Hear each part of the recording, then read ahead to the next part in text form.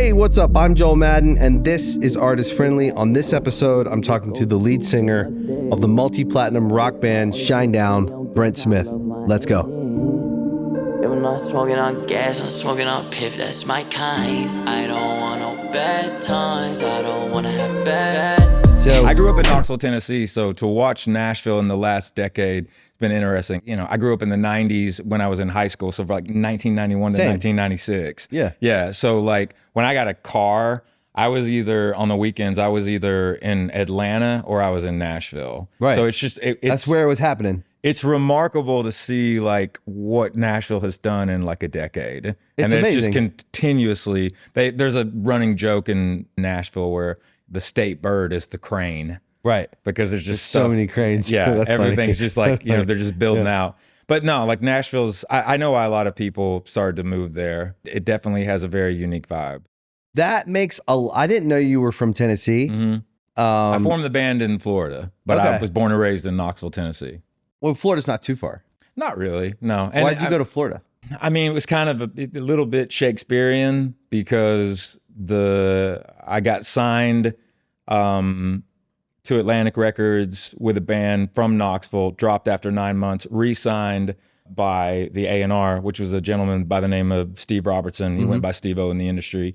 Gave me a development deal, and it led me to Florida.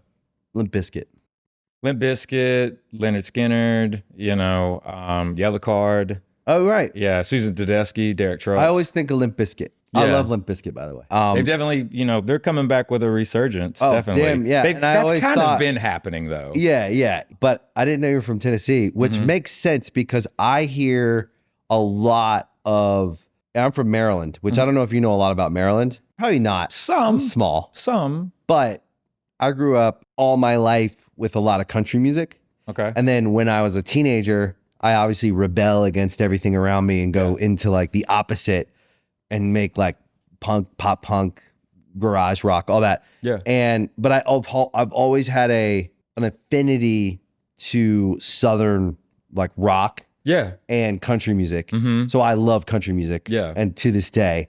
And I've always heard a nice like country Southern rock in your music. Yeah, I think that it evolved, you know, over time. It's interesting because the band, I think even more so now, there have been comments that we're kind of chameleons. You know, we are this rock band, but I've always played in a very, very big sandbox when it comes to music. I have a pretty vast palette. But, you know, just being from Tennessee, that Southern drawl kind of comes out. There, yeah. Some of the modern aspects of what we do, like in the last two records, you know, because there's certain people that are of the mindset of the Shinedown that is now is not the Shinedown of like the first two records. But there's an evolution in that. Like I can't make the same record over and over again, and I do my best, or I should say, we do our best not to write the same song twice. Right. But that Southern drawl is something that is just a part of me. It's just who you are. Yeah. Like it only takes me about 15 minutes going into Knoxville because my parents still live there. You start talking. There's a draw, like there's definitely a Knoxville accent too. There's like a Southern aspect of that because it's a college town, you know, University of Tennessee Vols. But so like there's a lot of transplants too. Right. You know what I mean? But like when you kind of enter Knoxville, all of a sudden you start like bleeding orange and white. Yes. It's really like it just kind of takes over. But there's this real Southern line of communication. It's kind of like this slow, it's endearing in a lot of ways. It's great. It's like in Maryland, have you ever heard the Tidewater accent? No. Oh, what is this? It's terrible. Oh God. But it's so great. Okay. And elaborate. If you grew up in Maryland, you hear words, there's a drawl. Okay. So, but it's not, it is Southern in a way. Anybody from Maryland that's listening would know exactly what I'm talking about. Okay. Because we all have an aunt that talks like with a heavy Maryland accent or an uncle with a heavy Maryland accent where they say words like home, phone, boat, water, down air, hunt, Okay. O's. Now is like, Maryland like? Do you consider that north? So that's the thing is like it's one of those states that's the southern part of the state. It actually back in like the Civil War, it was divided. Right. The Mason-Dixon line, you know, they say the Mason-Dixon line, like that actually runs through Maryland and a couple other states, I think. Okay. So Maryland, there's Southern Maryland.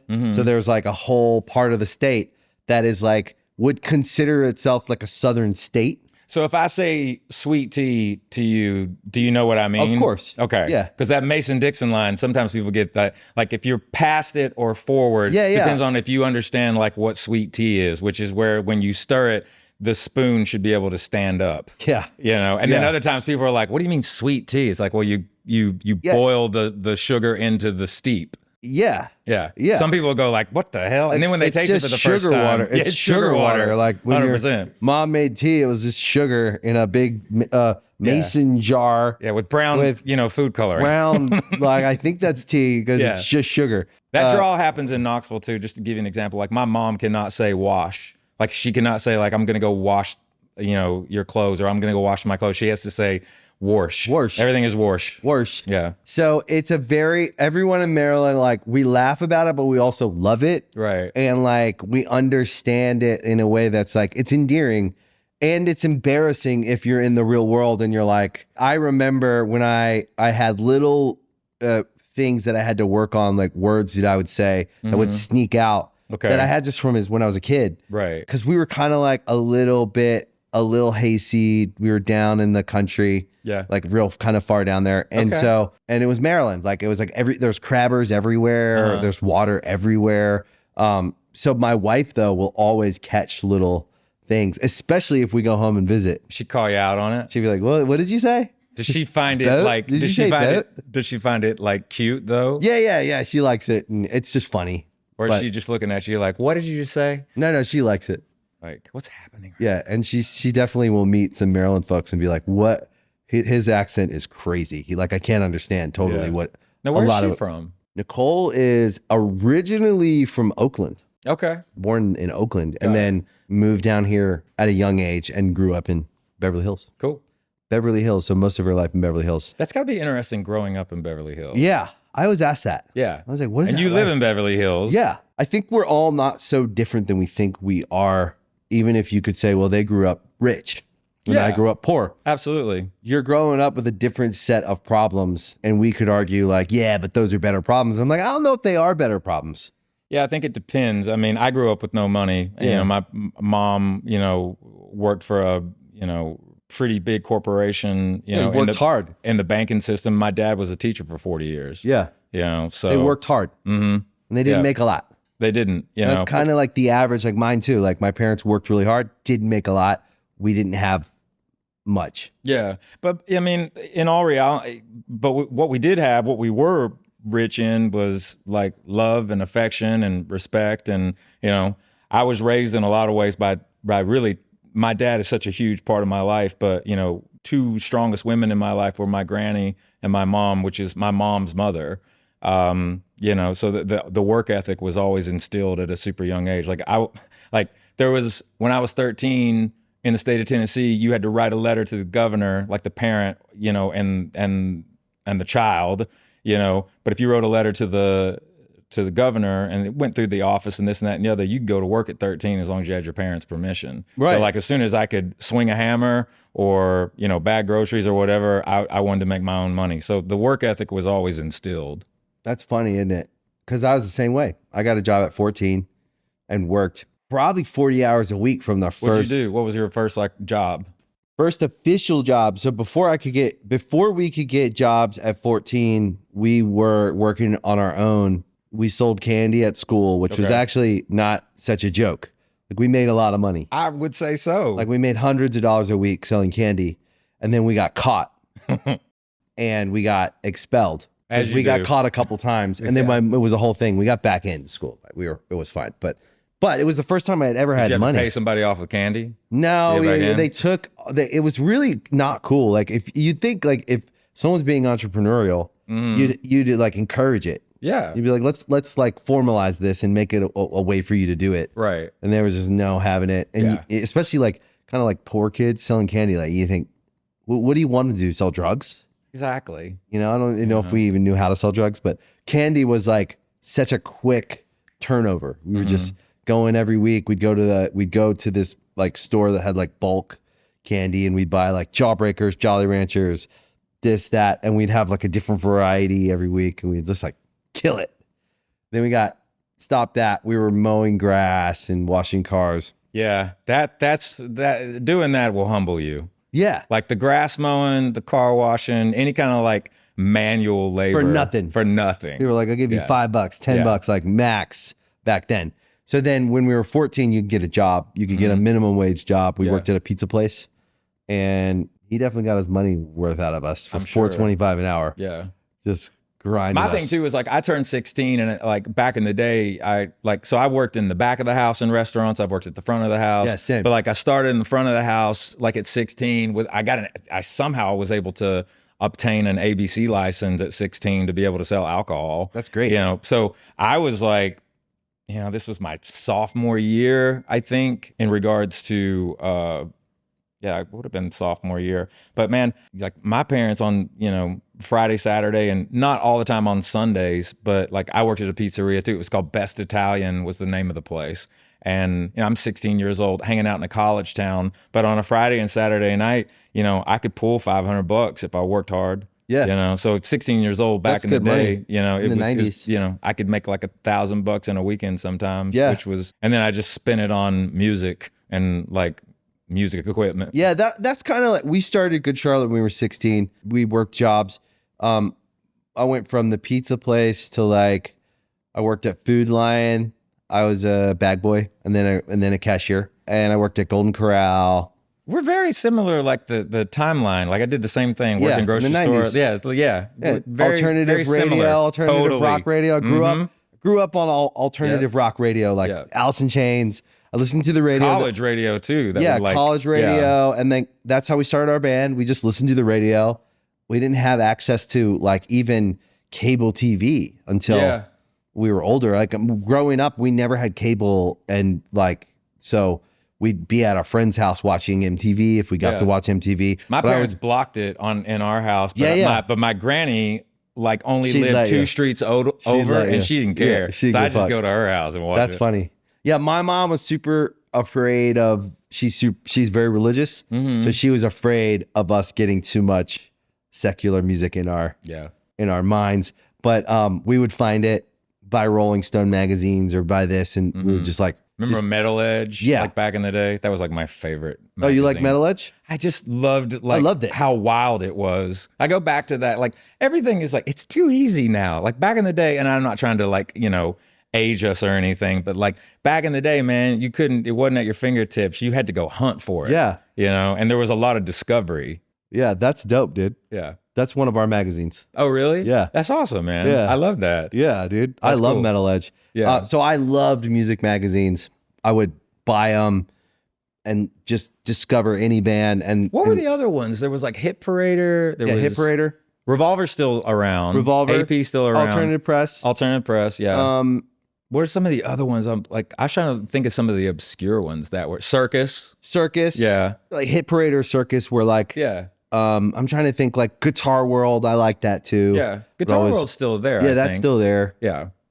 But- I just think back, and then when you go and you find out like bootlegs and different things of that nature, and like these different, especially coming out of Europe and the UK, all these different magazines like Kerrang and all that, which is still around.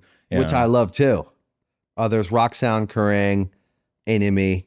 Those were like the ones in the UK. Yeah. Metal Hammers in the UK. What is because I know that you've said that like for the band that Australia is like your second home. Yeah. Like what is the publication in Australia like for music? Australia does like Australian Rolling Stone. That's the Okay. big one. All right. There's not a lot of big music publications in Australia. They have some like websites that do pretty well there, but like Australian Rolling Stone is probably like the big music. You guys probably do good in Australia. No, the thing is about that is we've been working on that for like years, it seems like, because we've only been one time and it was like 14 years ago. Really? Yeah, because right now, honestly, what I'm trying to do is the band that I'm in is a bit of a, I mean, some of the people in the industry have called it, we're kind of like a unicorn because there's a lot of like United States based stuff that we do, you know, getting a bit more familiar in Canada. UK is probably the second market for us and what have you, Europe. But like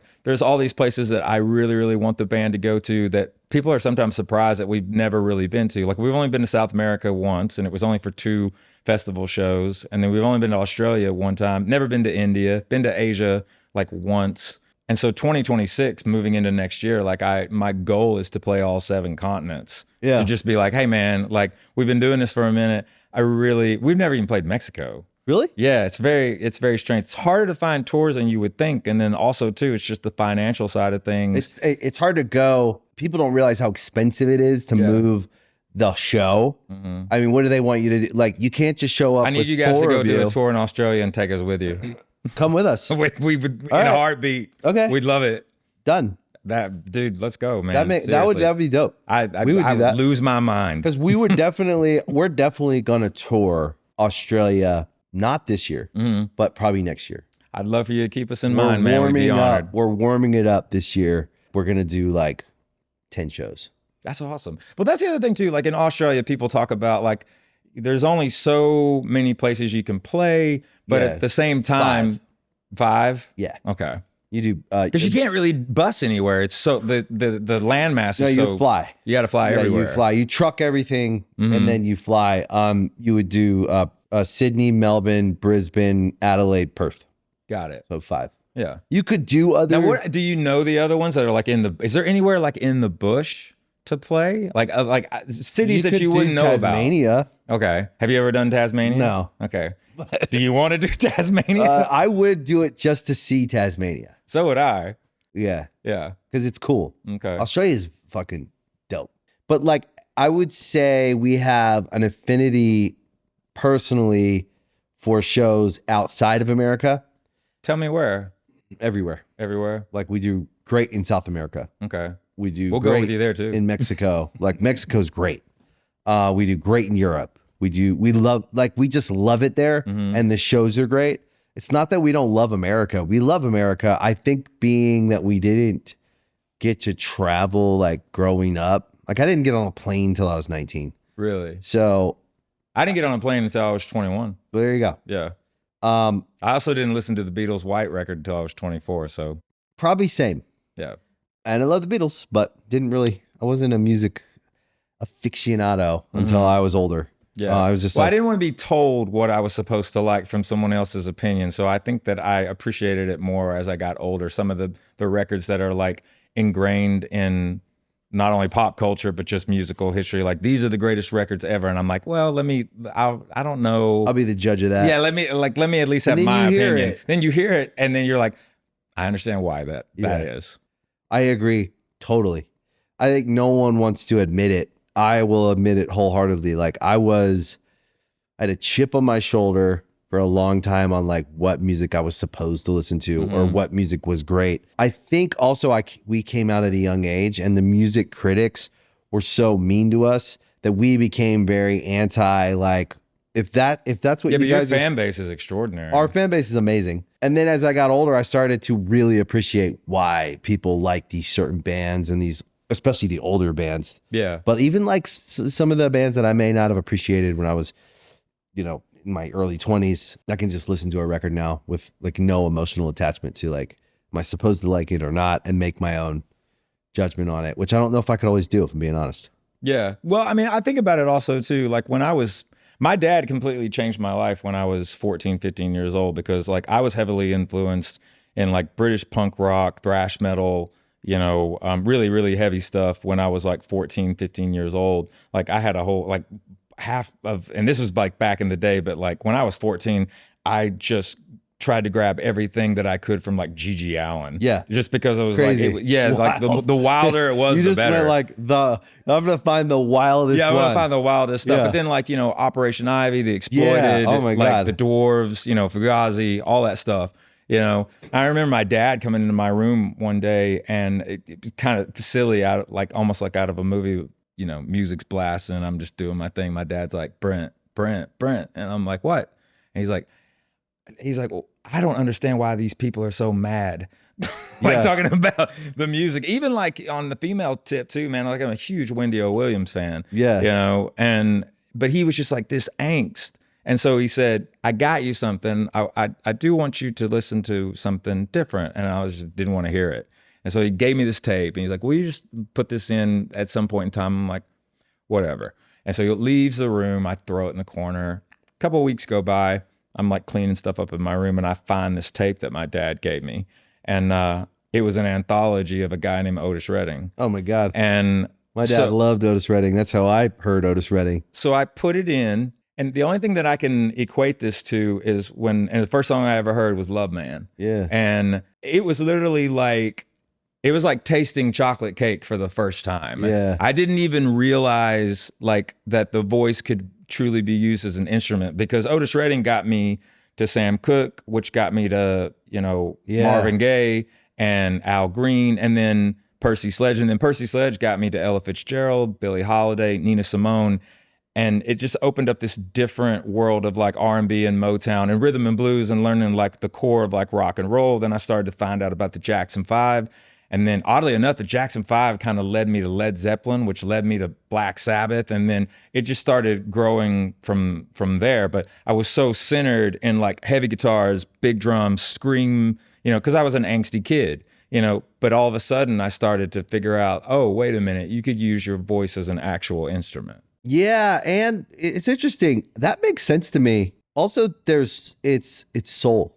Totally. There's soul music. So I don't even put that music in a category of something that I even critique. Mm-hmm. Like, it's hard to explain, but like my dad loved that music too. Yeah. So everything you just named, I grew up on when my dad was around. Then he left when I was a little older. From 0 to 10, all I heard was soul. Mm-hmm. Right. And that to me is weird. It's like, I don't even think about it, but foundationally, I would say that's probably like the musical foundation of my life was something like gospel and soul. Yeah. My parents went to church. There was a lot of church music, and my dad listened to soul music, R&B, Stevie Wonder, all the Motown. So it's in our DNA. Yeah. So like that music is really, it's embedded in it's like human beings in general. It's hard to explain because it doesn't even, like, I still listen to that music sometimes. It's weird. Like, I put it on in the background at home.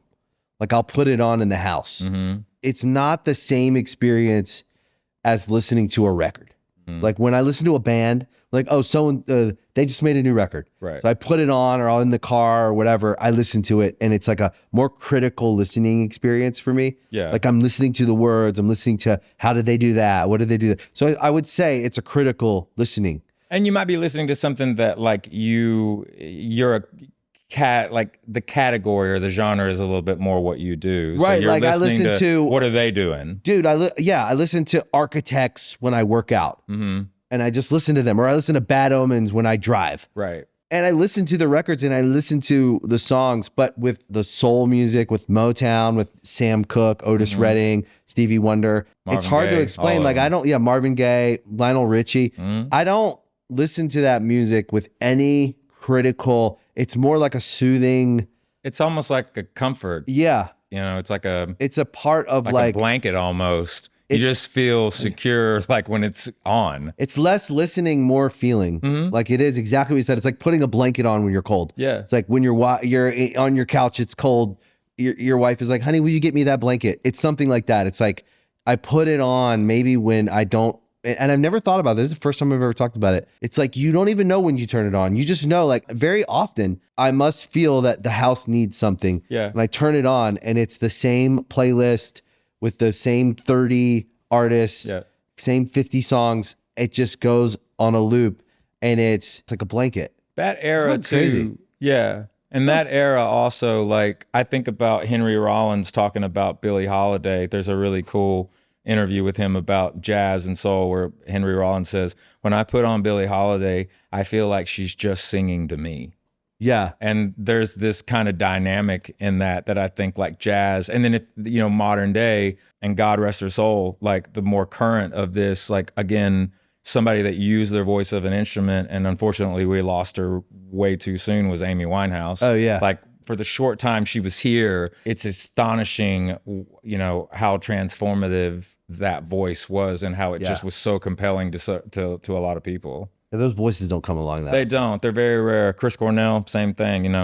When he passed away, everybody was like, no one sings like you anymore, which is true. Yeah. That's funny. We have very similar backgrounds. Yeah.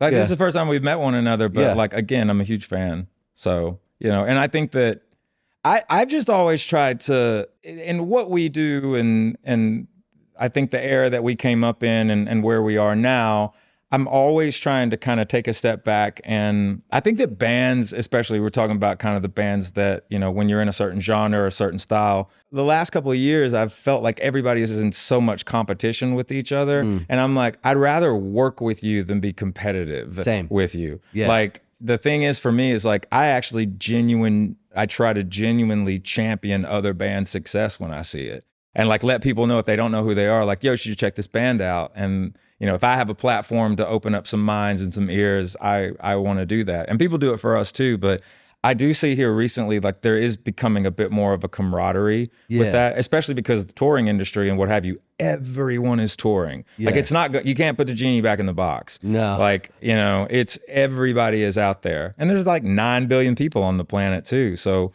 I mean, you see a lot more stadium tours, you see a lot more like larger festivals and what have you. But at the same time, I think that we should all be working together. And the other side of that too is, you know, the band that I'm in, and I'm sure you're the same way, like you go into a writing session, you know, when you're making a record or what have you. I don't think any of us walk in there and write the songs because we want a trophy. I think we're writing it because we have something to say. And as long as you don't lose that mentality, I think you're going to be good because the audience is the boss. You know, we've always said that we got one boss. It's everyone in the audience. And they know if you're not being authentic. I always say this to bands. I'm on the older side of a rock and roll career, right? I'm not saying I'm old, but in this generation though, man, you're current also because this new, like my son's 17 and like for the longest time, and I kept him away from a lot of this. Like I never made it about me from the day he was born. Yeah, me too.